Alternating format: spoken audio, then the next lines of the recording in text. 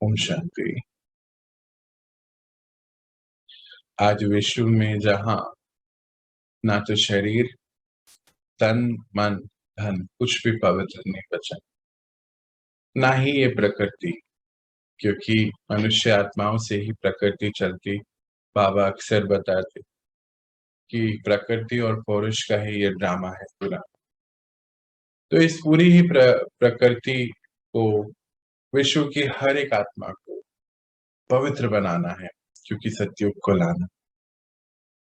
बाबा कि हम सहयोगी बनते इस पूरे कारोबार में, तो पवित्रता ही फाउंडेशन है। बाबा कहते हैं इस जीवन का। हमारे आज की जो बात है बाबा की, वो भी पवित्रता पे है। और आज का टाइटल है सुख शांति खुशी का फाउंडेशन पवित्रता है। सुख शांति और खुशी का फाउंडेशन पवित्रता। बाबा किस प्रकार हमें मदद कर रहे हैं, ये हम सभी ने टारगेट लिया था इस महीने का, प्योरिटी को, पवित्रता को धारण करने का। और वो हमें कुछ कुछ बातों के जरिए अपनी मदद पहुंचाते हैं। चलिए हम शुरू करते हैं आज की बात। हर एक बच्चे के अंदर ये दृढ़ संकल्प है कि ना सिर्फ कर्म से, लेकिन मन, वाणी, कर्म तीनों से पवित्र बनना ही है। सभी बच्चे इस पवित्रता को धारण करने में लगे हुए हैं। बाबा देख प्रसन्न होते हैं कि बच्चे कितना पुरुषार्थ कर रहे हैं। तो ये पवित्र बनने का श्रेष्ठ दृढ़ संकल्प और कहां भी नहीं हो सकता है। बस ये ईश्वरीय बच्चे और ईश्वरीय परिवार ही ये कार्य कर सकता है। अविनाशी हो नहीं सकता, सहज हो सकता है। तो अविनाशी हो नहीं सकता और सहज हो सकता है, क्योंकि यहीं पर होता है। बाबा कहते हैं ईश्वरीय परिवार में ही। और आप सभी पवित्रता को धारण करना कितना सहज समझते हो, क्योंकि बाबा द्वारा नॉलेज मिली और नॉलेज की शक्ति से जान लिया कि मुझ आत्मा का अनादि और आदि स्वरूप ही पवित्र है। बाबा कहते हैं कि सभी बच्चों के अंदर दृढ़ संकल्प है कि बस कर्म में नहीं, मन, वाणी, कर्म तीनों में ही पवित्रता को धारण कर लेना है। तो ये पवित्र बनने का जो श्रेष्ठ दृढ़ संकल्प और कहीं हो नहीं सकता है। आप बच्चों ने ये लिया है और बहुत सहज है आपके लिए, बाबा कहते। और ये ईश्वर के बच्चे और ईश्वरीय परिवार ही कर सकता है। और बाबा हम सभी को देख के बहुत हर्षित हैं कि हम पुरुषार्थ में लगे हुए हैं इसको अपनाने के लिए। बाबा ये भी कहते हैं कि मेहनत नहीं है, आप तो नॉलेज के आधार पे ही कर रहे हैं। बाबा कहते हैं कि पवित्रता धारण बहुत सहज है आपके लिए करना, क्योंकि आपको नॉलेज मिल गई कि हमारा अनादि यानी कि परम धाम में, और जब सृष्टि की शुरुआत होती है यानी कि आदि, सतयुग, त्रेता, तो वहां पर भी हम पवित्र ही थे। तो फिर जो नेचुरल है हमारे लिए, उसको धारण करने में कुछ ज्यादा मेहनत नहीं। सर्व धर्म भी है, स्वदेश भी है, स्व का पिता और स्व स्वरूप, स्व कर्म, सबकी नॉलेज आप बच्चों को मिली है। सर्वधर्म की भी नॉलेज मिली। स्वदेश, स्वधर्म क्या है हमारा? आत्मिक धर्म। आत्मिक धर्म अर्थात पवित्रता।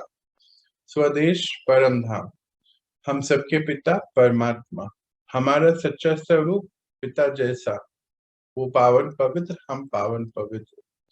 तो हमारे कर्म कैसे हुए? सारे ही श्रेष्ठ हो गए। बाबा कहते हैं इसकी नॉलेज मिली। तो नॉलेज की शक्ति से मुश्किल, जो मुश्किल भी है, वो अति सहज हो गया है।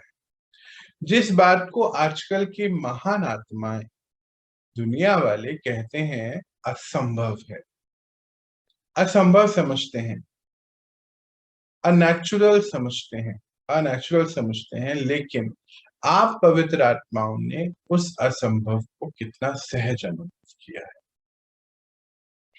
बस किया ही नहीं है, धारण कर लिया है। क्यों? क्योंकि नॉलेज का बल है और पिता संग है। बाबा क्या कहते हैं कि नॉलेज की शक्ति ने जो बहुत मुश्किल बात भी थी, हाँ, दुनिया की नजर से देखो तो बहुत ही मुश्किल है, असंभव है, उसको भी अति सहज, इजी बना दिया। बाहर दुनिया वाले कहते हैं ऐसा कैसे हो सकता है, ये तो संभव नहीं है, ये तो नेचुरल भी नहीं है। पर आप बच्चों ने इसको असंभव को भी संभव अनुभव किया, और अनुभव ही नहीं किया, बस धारण कर लिया। क्योंकि नॉलेज की शक्ति भी है और पिता संग है, बाबा हमारे संग है, तो हमने इजीली इसको धारण कर लिया। जहां पवित्रता है वहां सुख और शांति स्वतः ही है। पवित्रता है, सुख और शांति स्वतः ही है। पवित्रता फाउंडेशन है। पवित्रता को माता कहते हैं, सुख शांति उनके बच्चे हैं, ऐसा समझ लीजिए। तो जहां पवित्रता है वहां सुख शांति स्वतः ही आ जाएगी। इसीलिए हैप्पी भी हो, कभी उदास हो नहीं सकते, क्योंकि सदा सुख और शांति के झूले में झूलते हैं। जहां होली है तो हैप्पी भी जरूर है ही। पवित्र आत्माओं की निशानी है सदा सुख, सदा खुशी, सदा शांति में रहना। सदा, बहुत काल, अल्पकाल नहीं, सदा। तो बाबा क्या कहते हैं कि जहां सुख और शांति स्वतः ही है, जहां पवित्रता है, क्योंकि फाउंडेशन है पवित्रता। और युक्ति देते कि पवित्रता को माता कहते हैं और सुख और शांति मान लीजिए बच्चे हैं उसके। तो जहां पवित्रता है, जहां माता है, तो वहां उनके बच्चे तो होने ही हैं। तो जहां पवित्रता है वहां सुख और शांति स्वतः ही है, नेचुरल है। इसीलिए हैप्पी भी हो और उदास कभी हो नहीं सकते, क्योंकि सदा खुशी में रहने का कारण है कि आप बच्चों ने होली अर्थात प्योरिटी को अपना लिया, और प्योरिटी को अपनाते ही हैप्पी अपने आप नेचुरली बन गए।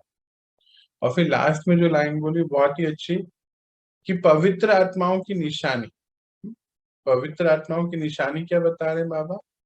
सदा खुश, सदा सुख, सदा शांत में, सदा, अल्पकाल नहीं, बहुत काल, सदा के लिए। दुनिया वाले सुख शांति के पीछे भाग दौड़ करते हैं, लेकिन सुख शांति का फाउंडेशन है ही पवित्रता। उस फाउंडेशन को नहीं जानते, इसीलिए पवित्रता का फाउंडेशन मजबूत ना होने के कारण अल्पकाल के लिए सुख व शांति प्राप्त होती है, और होती भी है, लेकिन उसमें अभी अभी है और अभी अभी नहीं। सदा काल की सुख शांति की प्राप्ति सिवाय पवित्रता के असंभव। आज हम देखते हैं ना दुनिया वाले क्या, हम भी तो जब ज्ञान में नहीं थे तो छोटी छोटी चीजें, छोटा सा किसी से मिले तो सुख मिला, कोई वस्तु खरीदी तो सुख मिला, कहीं घूमने गए तो सुख शांति मिला। शांति चाहिए होती तो नदी के किनारे पहाड़ों में बैठा करते थे जाकर कि शांति है, मंदिरों में बैठते थे। तो अल्पकाल के थे। बाबा कहते दुनिया वाले तो ये अल्पकाल की शांति के पीछे भाग रहे हैं, पर ये मिल ही सदा काल की नहीं मिल सकती, क्योंकि फाउंडेशन को नहीं जानते। पर आप बच्चों ने इस फाउंडेशन को पहचान लिया, इसीलिए असंभव जो दिख रही थी चीज उसको संभव बना दिया। पवित्रता को पहचान लिया, धारण कर लिया।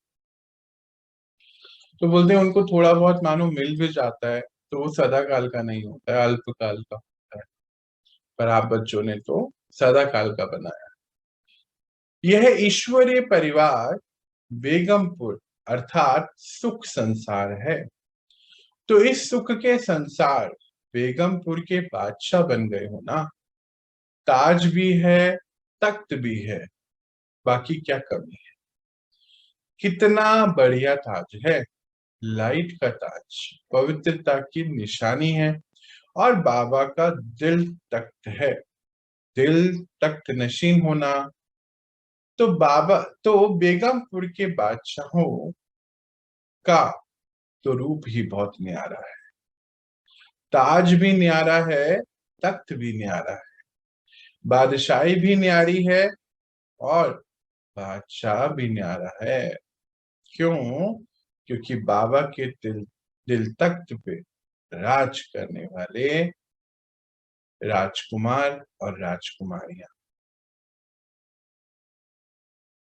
बाबा आज हमें क्या बता रहे हैं कि बाबा के दिल पे राज करने वाले हैं। कहते हैं ये जो ईश्वरीय परिवार है, यहाँ कोई गम नहीं है, बेगमपुर है, ये सुख का संसार है। तो हमें क्या चेकिंग करनी है कि हाँ सच में हम सुख के संसार में आ गए हैं, ऐसा मन बुद्धि आत्मा महसूस कर रही है। और कहीं पर भी अगर दुख है तो उसको समझकर नॉलेज लेके फिनिश करना है।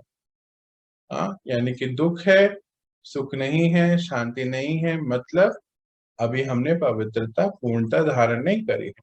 तो आज हम चेक करेंगे पुरुषार्थ क्या है, चेक करेंगे और उसको शिफ्ट करेंगे, चेंज करेंगे। प्योरिटी को धारण करेंगे तो अपने आप ही सुख शांति हमें आएगी। बाबा कहते तख्त भी है और ताज भी है, और क्या बाकी रह गया? तख्त कौन सा है? बाबा का दिल तख्त है। ताज कौन सा है? प्योरिटी का, वाइब्रेशन का। निशानी क्या है उसकी? कि हर पल जो लाइट रहते हैं, हम लाइट का ताज है ना, बाबा क्या कहते हैं, लाइट का ताज है आपके पास। तो बोलते बादशाह भी न्यारे हैं, पूरी दुनिया से न्यारे हो गए ना, किसी से अटैच होते ही नहीं है, पवित्र रहते हैं, तो डिटैच रहते हैं, हर कार्य करा और डिटैच। तो अब बातों से अटैच नहीं, किसी आत्मा किसी वस्तु से अटैच नहीं, तो न्यारे हैं। तो बोलते कि बादशाह भी न्यारे हैं, तख्त भी न्यारा है और ताज भी न्यारा। तो इसीलिए बेगमपुर के बादशाह हो। आजकल की मनुष्य आत्माओं को इतनी भागदौड़ करते हुए देख बाबा को बच्चों पर रहम पड़ता है। कितना प्रयत्न करते कि सुख ढूंढते, शांति ढूंढते हैं, भाग दौड़ मेहनत भी ज्यादा करते हैं, लेकिन प्राप्ति क्या है? सुख भी होगा तो सुख के साथ कोई ना कोई दुख भी मिल ही जाता है, होता ही है। और कुछ नहीं तो अल्पकाल के सुख के साथ चिंता और भय, दोनों में से कुछ जरूर होता, या कोई एक तो होता ही। तो जहां चिंता है वहां चैन तो नहीं हुआ, जहां भय है वहां शांति तो नहीं हो सकती। तो सुख के साथ यह दुख, अशांति के कारण ही बाहर आत्माएं भाग दौड़ में लगी। पर आप ईश्वरीय परिवार ने तो बाहर की सभी झंझट खत्म कर अंदर की यात्रा शुरू कर। जितना जो जो अंदर जा रहे हैं उतनी ही गहरी शांति, उतनी ही गहराई सुख में, जैसे मानो सागर में डुबकी लगा रहे हैं, सुख और शांति के सागर में डुबकी लगा। तो कितना महान परिवर्तन आप बच्चों ने अपने अंदर लाया है। बाबा कंपेयर कर रहे हैं बाहर कलयुगी दुनिया को और इस ईश्वरीय परिवार को। कहते बाहर जो मनुष्य आत्मा इतना भागा दौड़ करती भी है ना, आप देखो जरा, जैसे मानो कहीं घूमने भी जाते हैं, कहीं कहीं बाहर घूमने गए तो फिर कितनी दिक्कतें हैं, मानो फ्लाइट लेट हो गई तो गए तो खुशी के लिए थे, दुख में भी बैठते हैं। देखो आज हमारी फ्लाइट ही लेट हो गई, 6 घंटा लेट, होटल रूम अच्छा नहीं मिला, इंटरनेट पे तो देखा था बहुत अच्छा था, वहां जाते सर्विस अच्छी नहीं। तो सब कुछ खर्च करके भी दुख लेकर आए।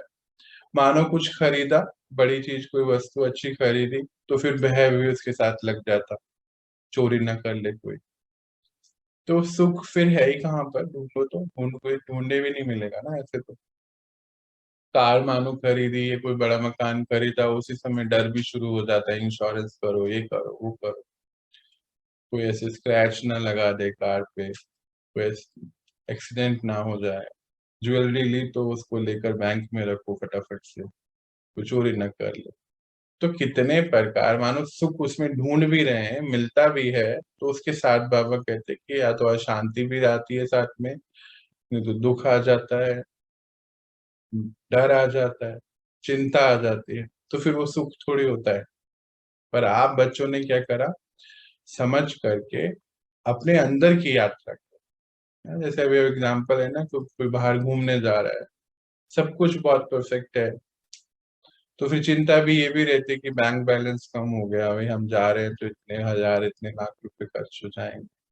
तो सुख के लिए जा रहे हैं, और सुख मानो मिला भी तो साथ में चिंता है, या तो कोई डर है, या कोई अशांति साथ में गिफ्ट मिल जाता है, तो फिर वो सदा काल का सुख नहीं होता। बाबा कहते बाहर की जो आत्माएं हैं, मनुष्य आत्माएं, उनको देख, भाग दौड़ को देखकर बाबा के दिल पर रहम पड़ता है। पर वो ये कि बाबा क्या कर सकता है ना, कहते इतना सुख शांति को ढूंढ रहे हैं, बस भाग दौड़ कर रहे हैं, पर प्राप्त नहीं होती है। पर आप बच्चों ने अपने अंदर की यात्रा करी, तो जहां अंदर की यात्रा करी, तो आपको सुख और शांति की अनुभूति, जैसे सुख शांति के सागर में रोज नहा रहे हैं, डुबकी लगा रहे हैं। बाबा कैसे बता रहा है दोनों का अंतर। आप सबको दुख का कारण और निवारण मिल गया, अभी आप समस्याओं को समाधान में बदल देते हो। समाधान स्वरूप बन गए होना, बने कि नहीं बने चेक करो। समस्या आप लोगों के लिए क्या है, खेलने के खिलौने हैं। समस्या आई अर्थात एक नया खिलौना आया, खेलेंगे और आगे बढ़ेंगे। खेल करने के लिए आती है समस्या, ना कि डराने के लिए। घबराने वाले तो अब आप बच्चे हो नहीं। खिलौने आए, खेला और आगे बढ़े। बाबा ने जो समस्या को खिलौना बना दिया आज हमारे लिए, कहते कि आप सबको दुख का कारण और निवारण मिलेगा। तो कोई भी समस्या आती है तो समाधान उसका ढूंढते हो, समाधान स्वरूप बन गए हो। समस्याएं आप लोगों के लिए खिलौने बन गई है, तो खिलौने से खेलो और आगे बढ़ो। कितना सिंपल, साधारण बना दिया। कहते खेल करते रहो और आगे बढ़ते रहो। ना समस्या आपको डराने आती है, ना घबराने की तो अब बात ही नहीं, आप घबराने वाले हो भी नहीं। जहां सर्व शक्तियों का खजाना जन्म सिद्ध अधिकार हो गया है, तो बाकी कमी क्या रह गई। भरपूर होना, मास्टर सर्वशक्तिमान के आगे समस्या कोई होती ही नहीं। हाथी के पांव के नीचे अगर चींटी आ जाती तो दिखाई देती है क्या, नहीं ना। तो यह समस्याएं भी आप महारथियों के आगे चींटी समान है। खेल समझने में खुशी रहती है, कितनी भी बड़ी बात हो छोटी हो जाती। बड़े ते बड़े खेल खेलते हो ना, ये तो जीवन ही आप बच्चों का खेल खेलने का है। खेल खेलते किस लिए है, मौज मस्ती के लिए। अगर खेल ना हो तो कहते हैं बोर हो जाए, लाइफ में कुछ नयापन नहीं रहता है, ऐसे लगता है जैसे बोझा हो। तो ये खिलौने आप बच्चों को माया द्वारा खेलने मिलते हैं, तो खूब खेलो और आगे बढ़ो। जहां सर्वशक्तियों के खजाने, बाबा कहते चरम सिद्ध अधिकार हो गया आप बच्चों का, बाकी तो कुछ वैसे बचता ही नहीं है। अभी भरपूर हो कि नहीं बाबा पूछते, कहते कि मास्टर सर्वशक्तिवान हो, पिता के बच्चे हैं, तो आप बच्चों के आगे समस्या क्या है, कुछ भी नहीं। कहते युक्ति देते हाथी के पांव के नीचे मानो कितनी चींटियां दब भी गई तो उसको थोड़ी दिखता है, तो ऐसे ही आप बच्चे क्या करते, खेल समझते हो और खुश रहते हो, फिर बड़े से बड़ा खेल खेलते हो ना जीवन का। कहते हैं जीवन ही खेल खेलने का है, आप कुछ भी नहीं है। खेल किया तो जिस दिन खेल नहीं खेलते बोर होते हो ना, तो इसीलिए जो समस्याएं हैं वो खिलौने हैं, खेलते रहो बस, आपके आगे कुछ भी नहीं।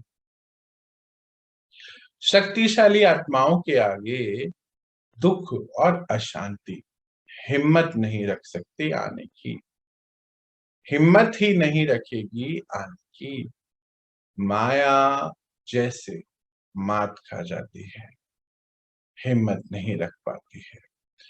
पवित्र आत्माएं सदा हर्षित रहने वाली आत्माएं हैं, यह सदा स्मृति में रखो, अंडरलाइन करो कि हम पवित्र आत्माएं हैं और सदा काल के हर्षित आत्माएं। हमारे सामने माया कोई विघ्न ला नहीं सकती, हिम्मत नहीं रख सकती है। अनेक प्रकार की उलझनों से भटकने से दुख अशांति के जाल में फंस जाते हैं। इस बात को अंडरलाइन करो, आप आत्माएं कभी भी उलझनों में फंसने वाले नहीं है, ना भटकने वाले। अपने आप को कभी भी जाल के अंदर मत समझो, दूर से देखो और निवारण करो। साक्षी बन जाओ, समस्या को ढूंढो और उसका समाधान, क्योंकि आप समाधान स्वरूप हो, तो समाधान आपके पास है।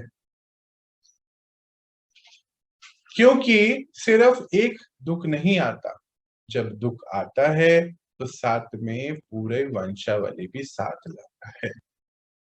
तो उस जाल से निकल आए हो या अभी भी दुख, माया और दर्द के जाल में फंसे हुए हो?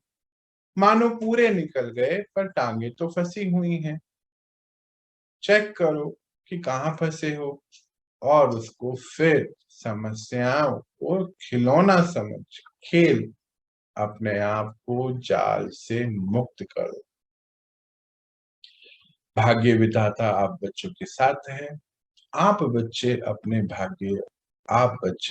भाग्य लिख रहे हैं।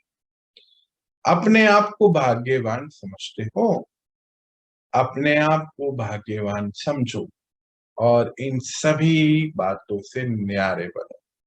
याद रखो, माया आप बच्चों के आगे हिम्मत नहीं रख सकता।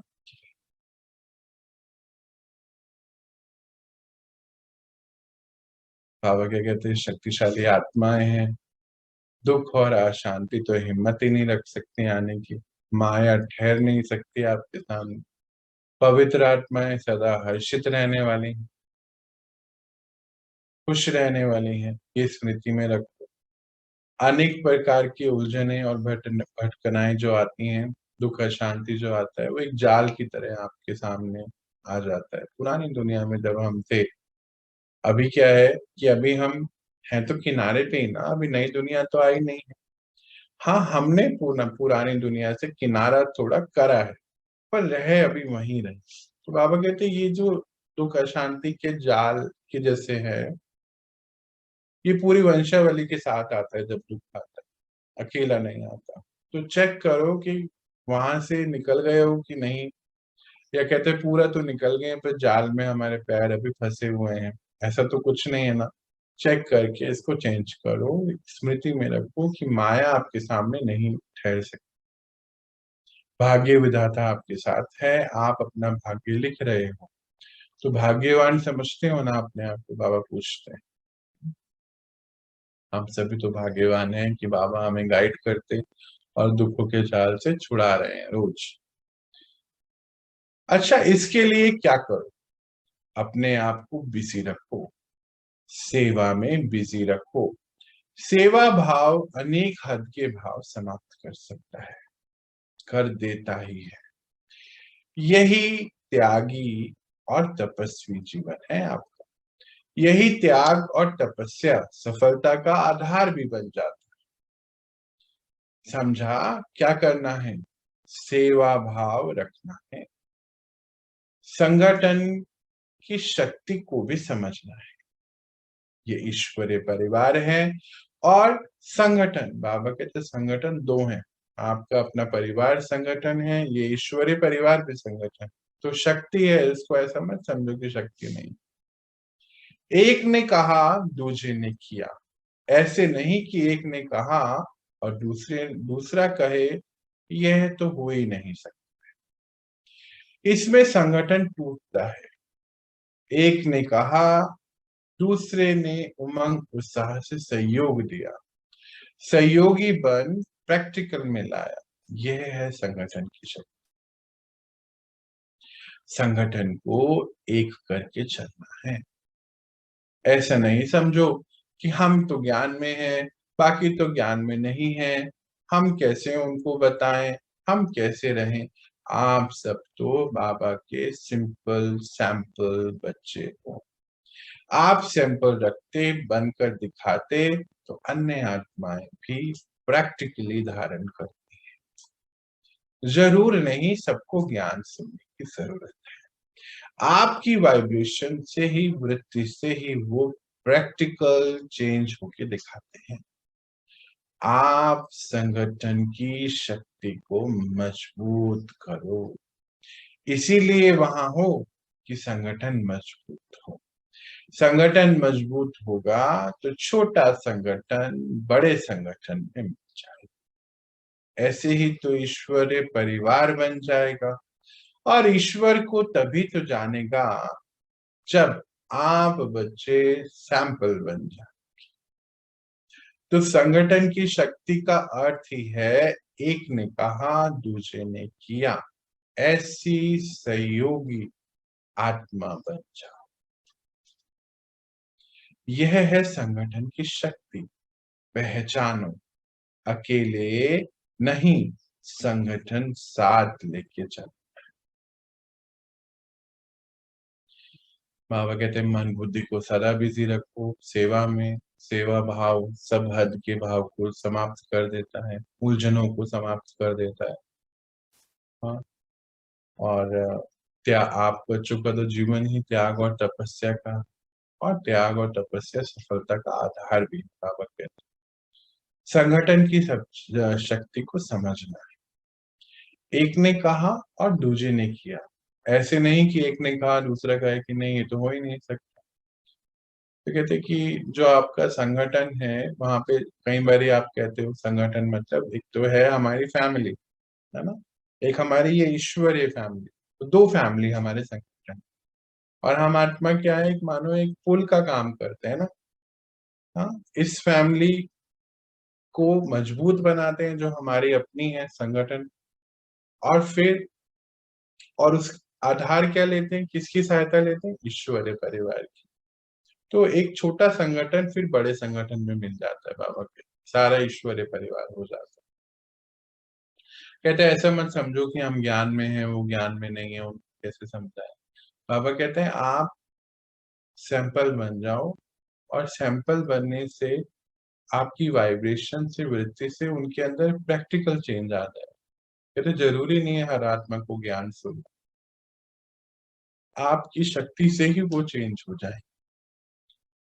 तो ऐसा संगठन मजबूत करो, संगठन की शक्ति समझो। कभी भी तू मैं नहीं करना, तू और मैं में फंसना, अर्थात भाग्य पर बिंदी लगाना है। बस बाबा बाबा कहो तो बातें समाप्त हो जाती है, खिटपिट होती ही नहीं है। तू मैं, मेरा तेरा में बहुत खिटपिट है। इसीलिए सदा ये याद रखो कि हम तो बाबा के बच्चे हैं, बाबा के लिए कर रहे हैं, तेरे मेरे लिए नहीं कर रहे। तेरा मेरा तो समस्या का कारण है।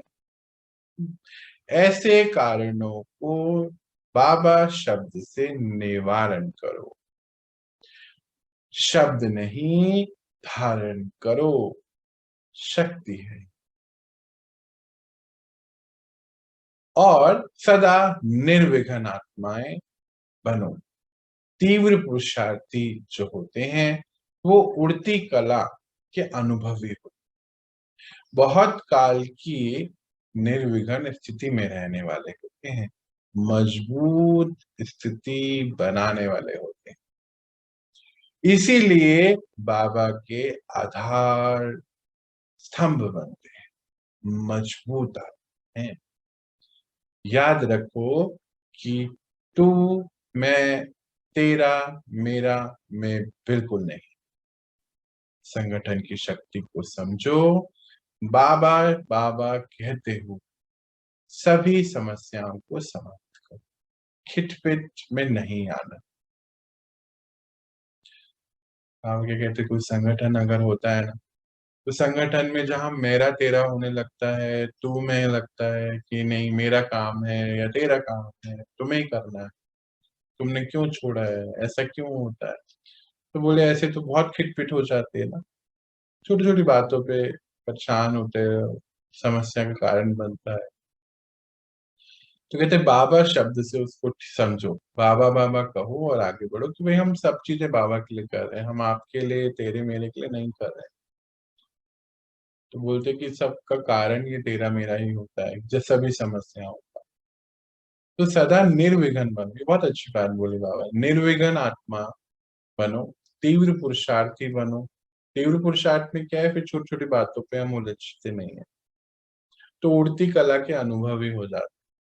बाबा कहते हैं निर्विघ्न स्थिति जो है मजबूत स्थिति होती है, और आप मजबूत आत्माएं बाबा के पिलर्स हो ना। किसके?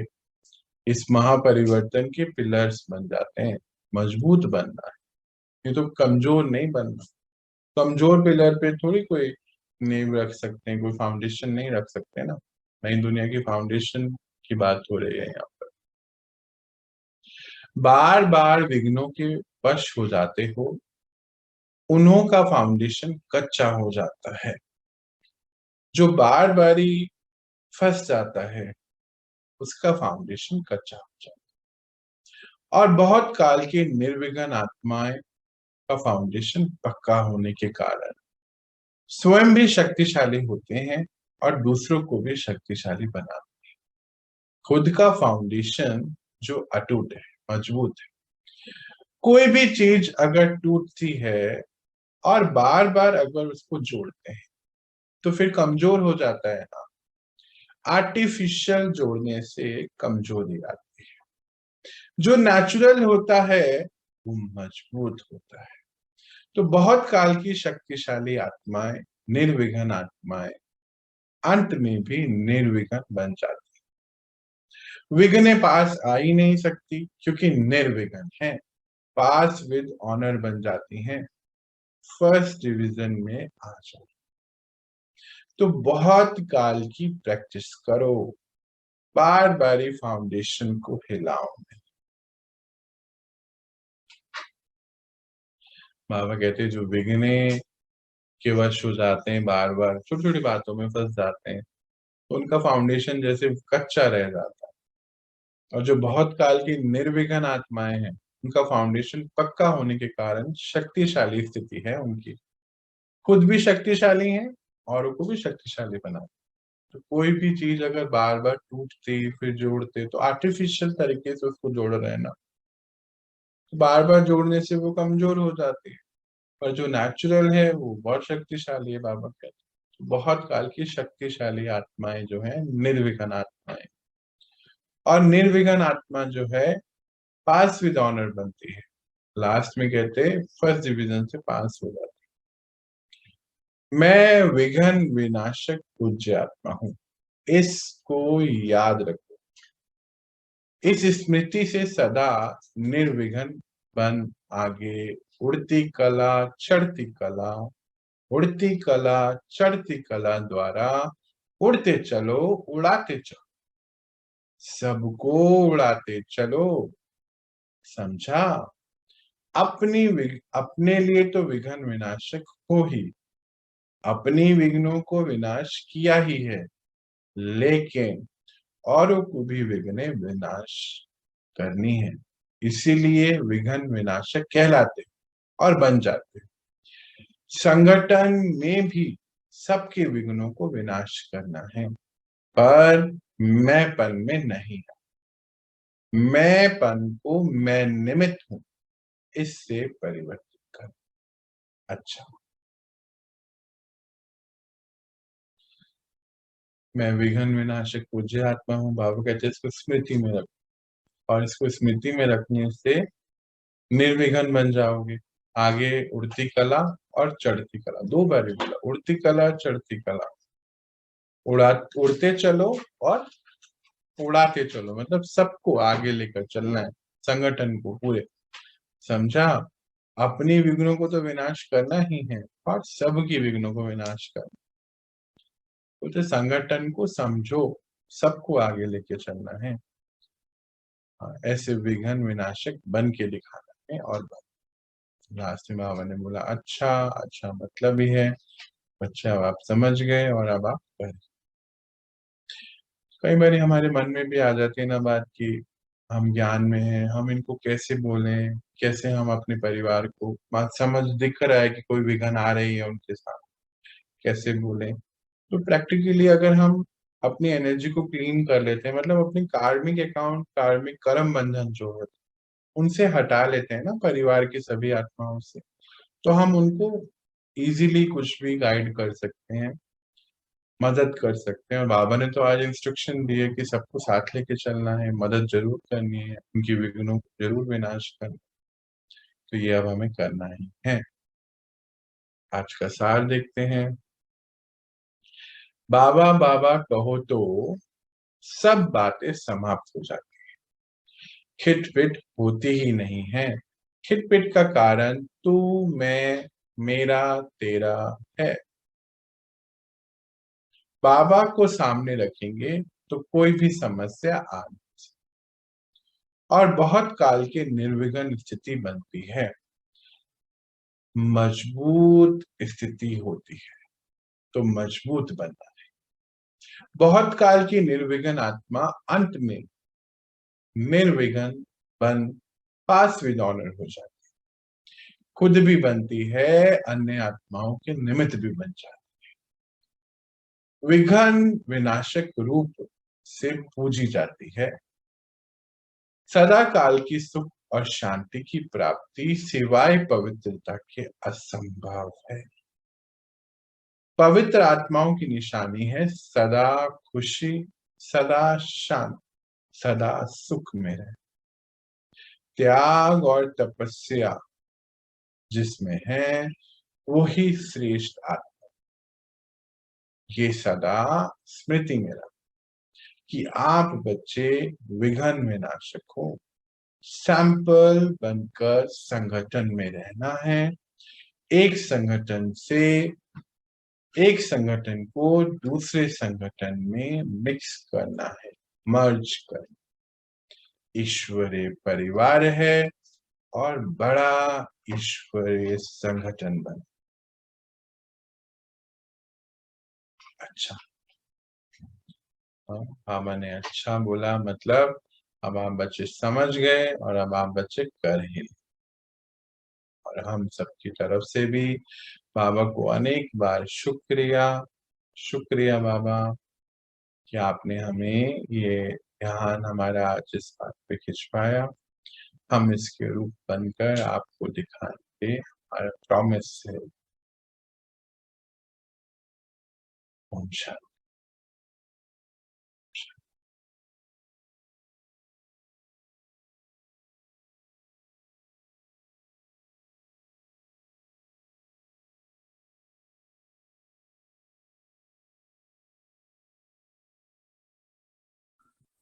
ओम शांति। ओम शांति भैया। ओम शांति। सर ये उड़ती कला चढ़ती कला ये क्या होता है? उड़ती कला चढ़ती कला का अर्थ होता है कि हम सदा अपनी जो 16 कला संपूर्ण बनने की स्थिति बाबा हमारे बताते हैं, हम सदा उसके लिए प्रयासरत रहें। तो उड़ती कला मतलब रोज हम अपने अंदर नई परिवर्तन लाकर नई अच्छाइयां, श्रेष्ठ गुण, ईश्वरीय गुण जो बाबा ने हमें दैवीय गुण बताए, शक्तियां धारण करते जाएं। तो ये उड़ती कला और चढ़ती कला, जैसे कि हम चंद्रमा को भी देखते हैं कि वो बोला भी जाता है कि जब चांदनी रात है या तो वो 16 कला संपूर्ण बोलते हैं। फिर उनकी कलाएं कम होती हैं चंद्रमा की, फिर अंधियारा आ जाता है, फिर वो उसकी कला बढ़नी शुरू होती है तो पूर्णमासी आता है। तो वो तो चंद्रमा की बात हुई। बाबा हम सब आत्माओं को भी यही कहते हैं कि कलयुग में आ गए थे तो गिरती कला थे। हाँ, जैसे अभी बाहर हम देखें तो सभी आत्माएं गिर रही हैं, तो गिरती कला। पर आप बच्चे तो चढ़ती कला, हमेशा रोज नए नए परिवर्तन आप अपने अंदर ला रहे हैं। पर बाबा कहते चढ़ती कला भी नहीं, अब तो उड़ती कला, मतलब फास्ट रीति से आगे बढ़ रहे हो, महारथी हो, पुरुषार्थी हो बाबा। आज तो बाबा ने हमें बहुत अच्छी बातें बताई। पवित्रता तो बाबा टेंशन दिलाते ही हैं पवित्रता पे तो, पर पवित्रता को संगठन में कैसे यूज करना है ये तक बताया बाबा ने। ये अपवित्रता ही तो है जो हम अपने परिवार में भी रहते हुए परिवार के नहीं बन पाते हैं। इसके ऊपर बहुत हमें अटेंशन देना है। हम पता नहीं क्यों परिवार को भी छोड़ना चाहते कि इससे हमारे तो बनते नहीं, इतने साल हो गए झेलते हुए। तो बाबा कहते हैं आज की बच्चे उस संगठन को मजबूत बनाओ। संगठन में जो है खिटपिट का कारण भी तू मैं ही है, और मेरापन तेरापन जहाँ आ जाता है तो वहां पर संगठन जो है खराब होने लगता है। संगठन का अर्थ ही है तूने कहा मैंने किया, ऐसा मतलब सहयोगी होना चाहिए एक दूसरे के साथ। तो बोलते हैं आप तो सैंपल, आपको सैंपल बन के दिखाना है। और बहुत अच्छी बात बोली कि छोटे संगठन को बड़े संगठन में, बड़ा संगठन मतलब ईश्वर का संगठन, कि ईश्वर एक परिवार है ना, बोले विश्व एक पूरा परिवार है, तो वो कैसे बनेगा। तो शुरुआत तो हम अपने संगठन यानी अपने परिवार से ही कर सकते हैं। तो बाबा ने आज हमें इतनी बातें बताई कि बच्चे परिवार को मजबूत बनाना। हम लोग परिवार से बहुत भागते हैं, आज बाबा ने उस चीज को सॉल्व किया कि बच्चे ऐसा नहीं करो, इस परिवार को मजबूत बनाओ। आप सैंपल बनो ताकि आपको देख उनके अंदर महापरिवर्तन आ जाए, प्रैक्टिकल परिवर्तन आए। ज्ञान जरूरी नहीं है वो सुनेंगे, कभी कभी हमारे मन में बात रहती है कि वो ज्ञान हम वो सुनते नहीं है हमारे, तो कहते सुनानी भी नहीं।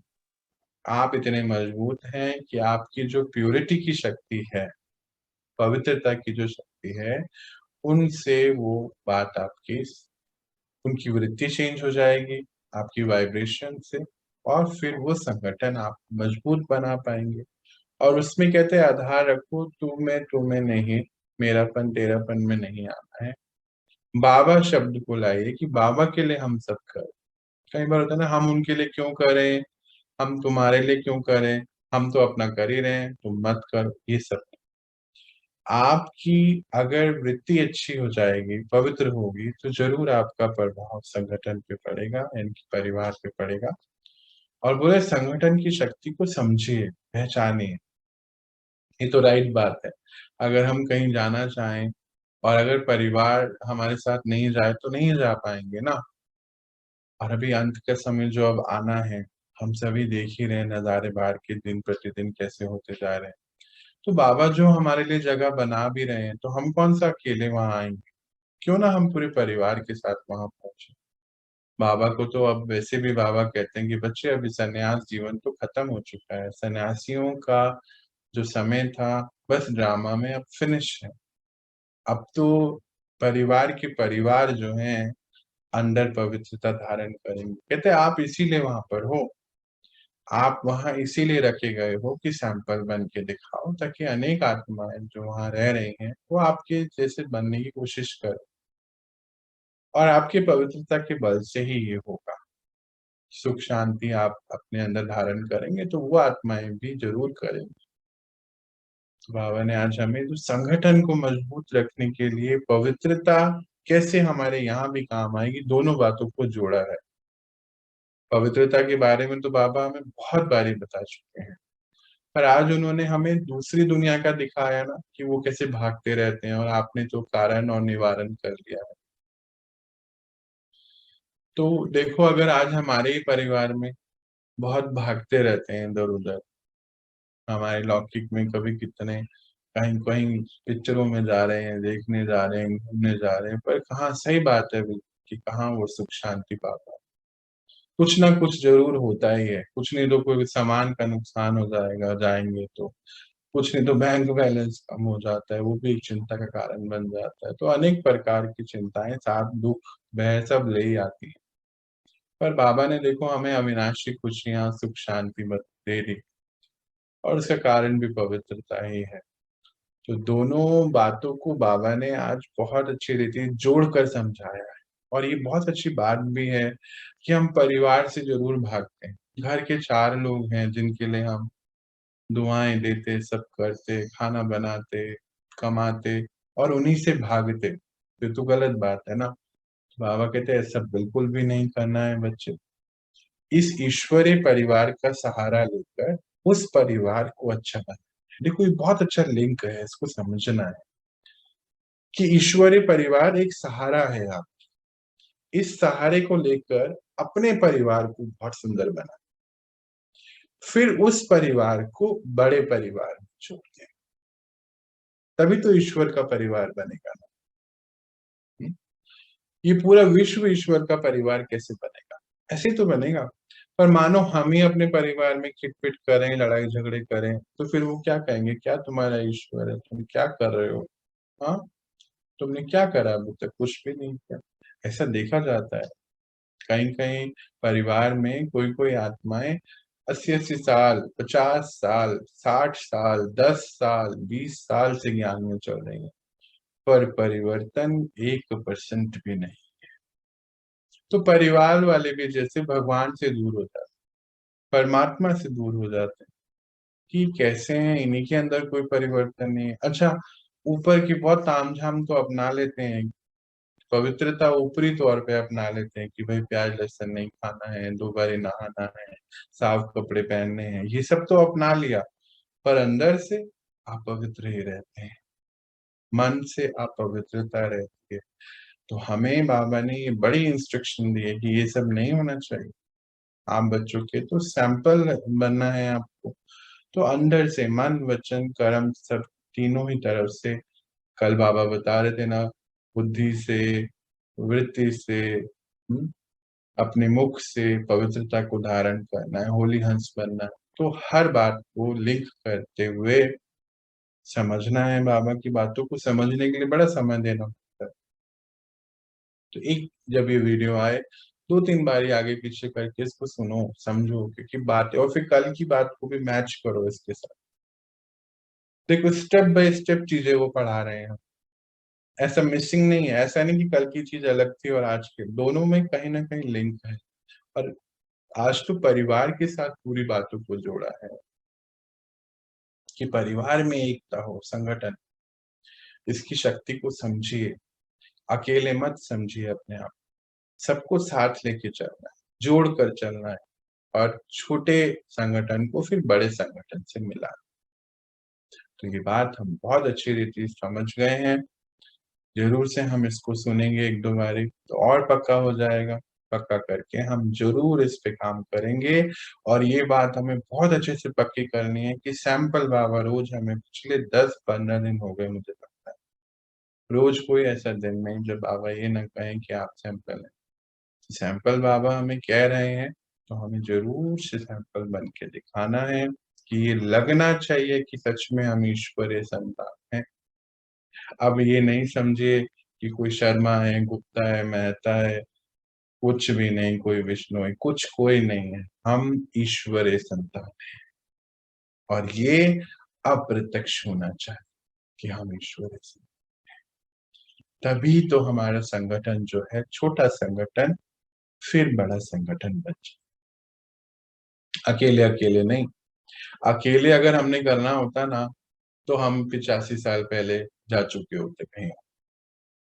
हम वहाँ नहीं गए क्योंकि ड्रामा में हमारा वो रोल नहीं था, इसको समझना है। ड्रामा में हमारा अब भी का रोल है, क्योंकि अब आगे आने वाला संसार बाबा क्या कहते हैं कि बच्चे परिवार के परिवार हैं ना देवी-देवताओं, अकेले थोड़ी हैं वो। कोई देवता देखा आपने अकेला?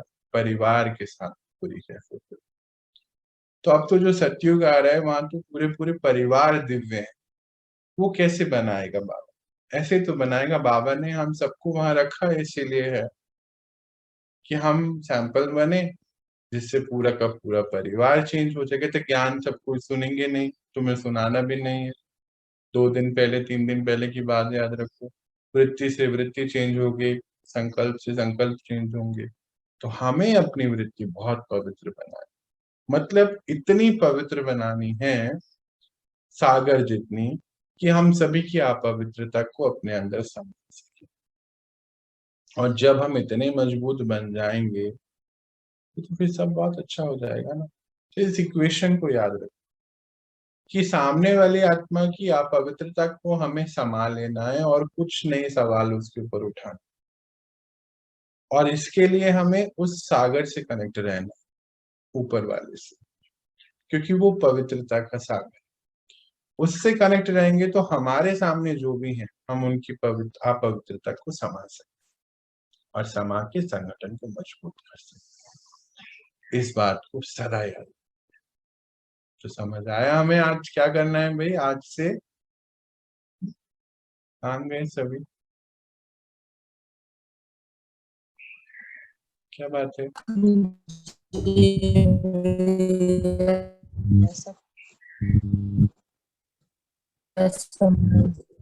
समझ में आ गया? सभी को समझ आया कि बस पूनम दीदी को आया समझ में? जी भैया, सबको समझ में आया। अच्छा, बहुत सुंदर है। चलो, तो आप मुझे अभी रिलीज दीजिए। हम मिलते हैं शाम को और अपनी पढ़ाई को आगे बढ़ाएं। ओम शांति। ओम शांति भैया। शांति ओम जी। शांति। ओम शांति, सबको ओम शांति। ओम शांति। ओम शांति भैया। ओम शांति।